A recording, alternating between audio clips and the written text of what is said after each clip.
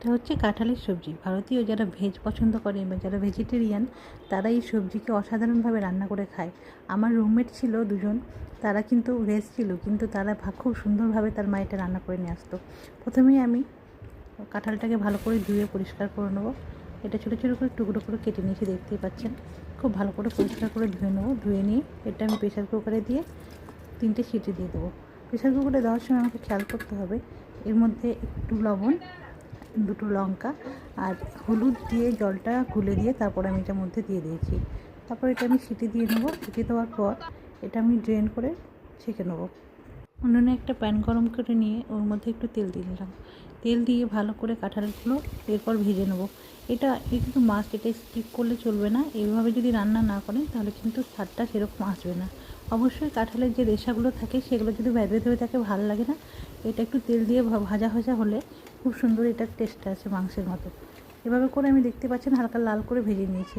ভেজে নিয়ে এর মধ্যে এই প্যানের মধ্যে একটু তেল দিয়ে 2-3টে তেজপাতা, একটু আদা আর একটু লঙ্কা দিয়ে আমি জিরের ফোড়ন দিয়ে প্রথমে মশলাটা হালকা করে ভেজে নেব।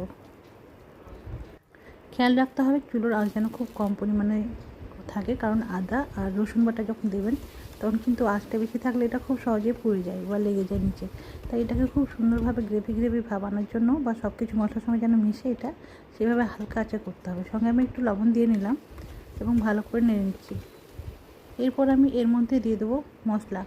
মশলার মধ্যে 2 টেবিল চামচ আমি দিয়েছি ধনে, সামান্য হাফ চামচ মতো আমি দিয়েছি জিরে, একটু হলুদ, একটু লঙ্কা। একটু জলে গুলে নিয়ে ভালো করে আমি এটা ফুটিয়ে নেব। তারপর এটা আমি দিয়ে ভালো করে কষিয়ে নেব মশলাটা। এরপর আমি এখানে মিডিয়াম সাইজের 3টে পেঁয়াজ কেটে দিয়েছি কুচি কুচি করে, এবং এটাকে দিয়ে মশলাটা আর একবার ভালো করে ফ্রাই করে নেব। খেয়াল রাখতে হবে আমার যেন পেঁয়াজটা খুব বেশি ভাজা ভাজা না হয়ে যায়, মানে একদম যেন কড়কড়ে না হয়ে যায়। একটু কিন্তু নরম হলেই এর মধ্যেই মশলাটা রেডি হয়ে যাবে। পেঁয়াজটা খুব ভাজা হলে কিন্তু সেরকম স্বাদ আসবে না।